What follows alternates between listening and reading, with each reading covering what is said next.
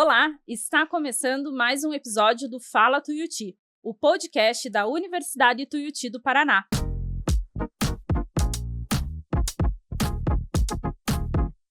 Aqui conversamos sobre conhecimento, carreira e profissionalização. No episódio de hoje, vamos falar sobre um tema muito importante para quem deseja ir além da graduação. A pós-graduação estrito sensu, com destaque para o mestrado em odontologia da Tuiuti. Nosso convidado é o professor Flares Barato Filho, coordenador do programa, que vai contar um pouco sobre a trajetória, os diferenciais e como o mestrado pode abrir novas portas na vida profissional. Professor Flares, bem-vindo. Olá, boa tarde. Obrigado pelo convite. Estamos aqui hoje para bater um papo aí sobre o nosso programa lá na Universidade Tuiuti do Paraná. Professor, o curso de odontologia da Tuiuti tem mais de 30 anos, é extremamente consolidado no mercado, com toda uma tradição. E eu sei que o mestrado de odontologia veio nessa linha. Como que surgiu ele? O mestrado, ele surge como uma evolução natural do curso de odontologia, né? Como você falou, e tem mais de 30 anos, né?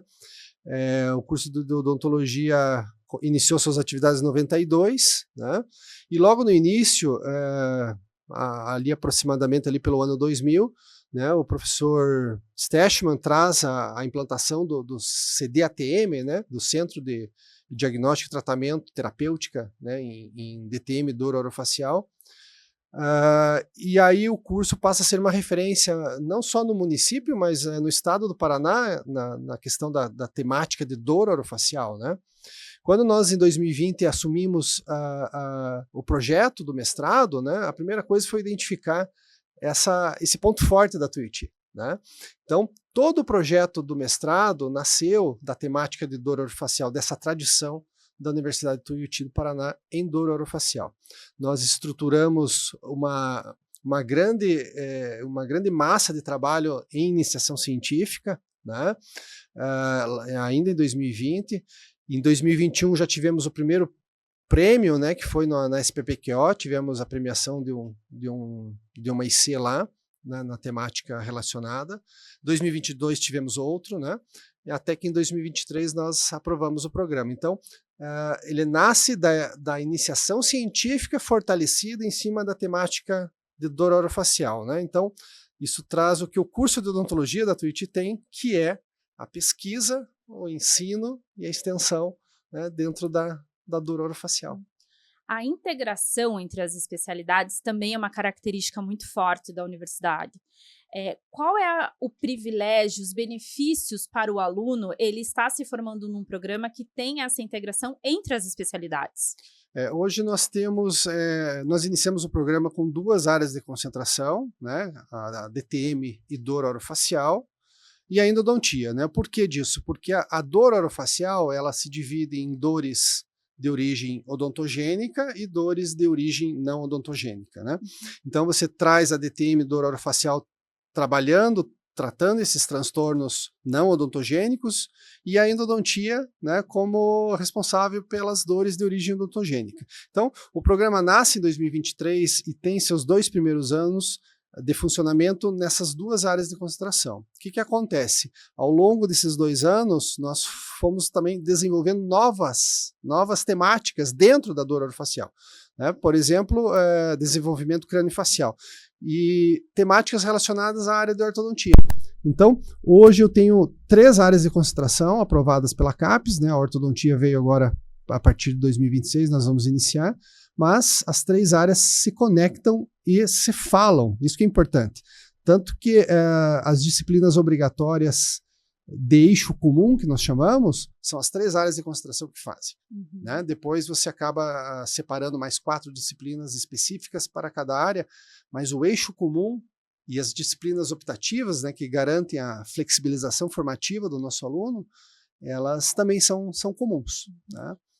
Na sua fala anterior, o professor mencionou sobre a iniciação científica, sim, as pesquisas, e apesar do pouco tempo do programa, ele é um dos programas da universidade que mais apresentam pesquisas e muitas delas relacionadas com inteligência artificial.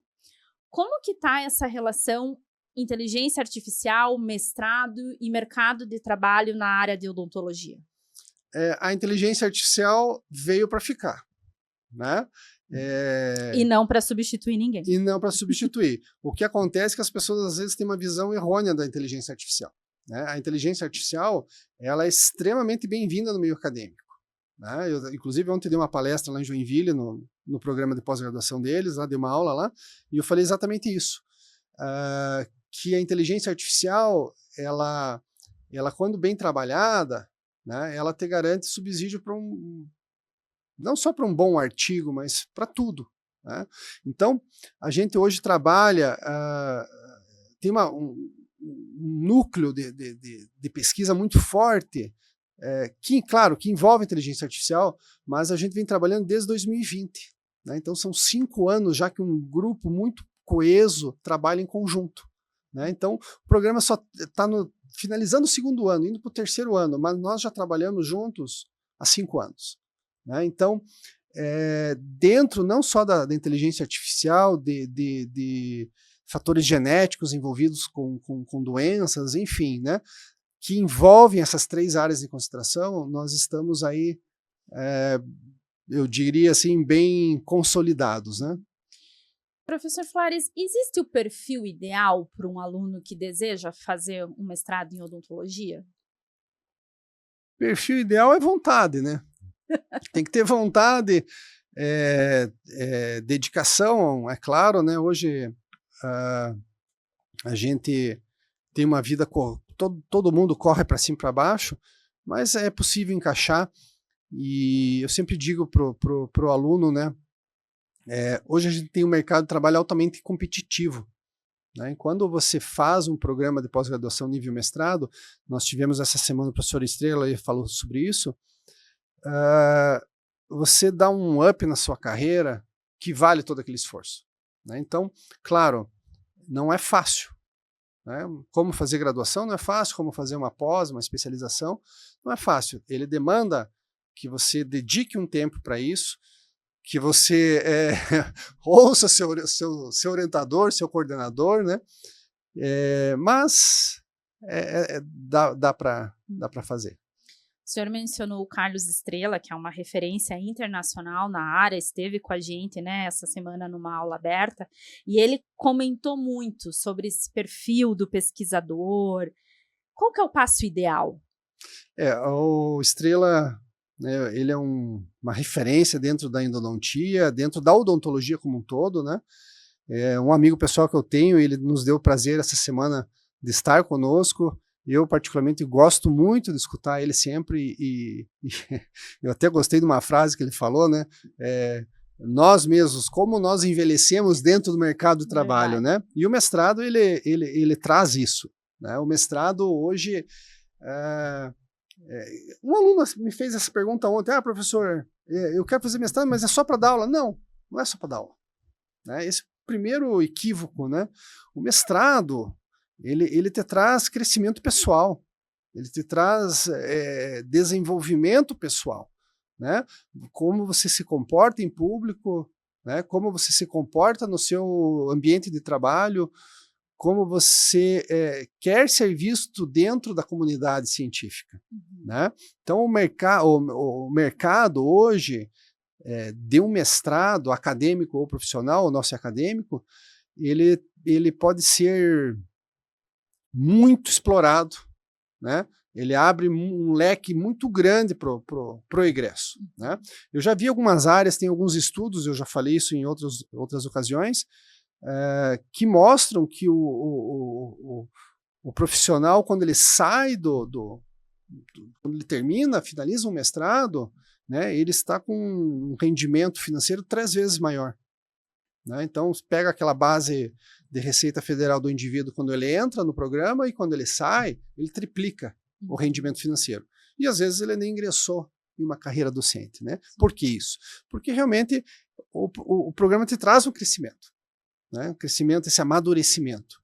E hoje eu vejo muito isso, o jovem, hoje a gente tem um grande número de escolas, né, de odontologia, todas as áreas praticamente, mas odontologia hoje a gente passa aí de 700 faculdades no Brasil, e o jovem se forma e fala, eu quero trabalhar, eu quero entrar no mercado, eu quero ganhar dinheiro, né, eu quero ter meu consultório, eu quero trabalhar em consultório dos outros, sei lá.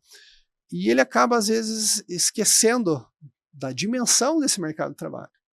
Né? Hoje a gente tem aí no Brasil, eu não me lembro o número certo agora lá, mas lá na página do Conselho Federal nós temos em torno de 450, 500 mil dentistas no Brasil. Né? 1/3 disso só que tem especialização.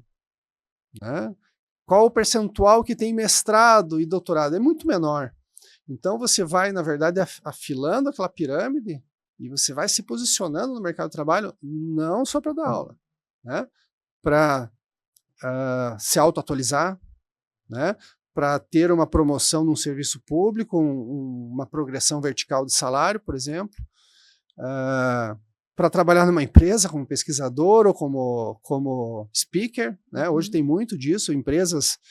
Aliás, o Brasil é um celeiro de empresas na área odontológica, né? A gente tem muita empresa, a gente estava falando agora há pouco, né? De algumas delas, né? E então, enfim, para não falar mais, mas abre um leque de oportunidades, né? Pensando em quem está acompanhando esse episódio do Fala Tuiuti de hoje, que ainda está um pouquinho em dúvida, principalmente num ponto que nós comentamos anteriormente, de encaixar na rotina. Na Tuiuti, como funcionam as aulas do mestrado? Legal isso aí. O nosso programa trabalha os créditos, se o aluno, né, conseguir frequentar esse no primeiro ano já. Então nós temos módulos quinzenais, segunda e terça-feira, né, são quinzenais. O dia todo? O dia todo, manhã e tarde, quinzenal, segunda e terça-feira. Então é possível que você organize sua agenda de consultório, que você organize sua agenda de trabalho, né?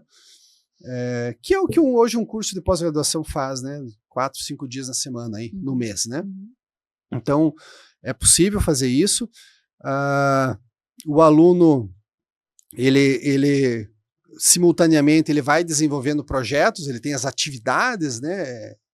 É claro que tem muita atividade de pesquisa e de ensino também, e ele consegue desenvolver isso nos seus horários de folga, à noite, finais de semana, né? Desenvolver essas atividades, seminários, enfim. E aí no segundo ano ele tem a parte do estágio docência, que é feito no curso de graduação em odontologia da Tuiuti, né? Ele vai lá realmente atuar como docente, tanto em atividades práticas quanto teóricas, e a questão da pesquisa, né? Da dissertação, que vai sendo conduzida ao longo dos 2 anos. Né? O curso tem duração de 2 anos daí. O aluno ele já precisa se inscrever com um pré-projeto ou com uma ideia de linha de pesquisa, ou ele consegue ir formando isso com os nossos professores? Não. Essa é o legal. Ele não precisa de anteprojeto, ele não precisa... A gente já tem, né, estruturado 12 grandes projetos, estamos agora abrindo o 13º e o 14º, né, para o começo do ano. Nós já temos, mais hoje, atualmente, 12 em andamento, 12 projetos grandes, guarda-chuva, né, que abrigam grandes temáticas, né, das 3 áreas de concentração que a gente trabalha. Então, o aluno, quando ele ingressa, né, ele faz uma opção pela área de concentração, isso é uma opção do aluno, então ele fala lá no momento da matrícula, minha área de concentração é endodontia. Então ele vai receber aquele núcleo de disciplinas comuns, que ele vai fazer junto com o endo e orto, as disciplinas específicas, e já vai receber também os projetos, né, para ver onde ele vai se adequar mais. Tá? E isso é possível, que como é um projeto guarda-chuva, eu consigo atender isso. E o legal desses projetos, Amanda, é que tem projeto que envolve a área básica, genética, anatomia, tem projeto que envolve a inteligência artificial, né? E aí ela está presente nas 3 áreas de concentração. Tem projeto que envolve temáticas mais específicas, sei lá, em ortodontia, por exemplo, alinhadores, né? Endodontia, sistemas mecanizados, enfim.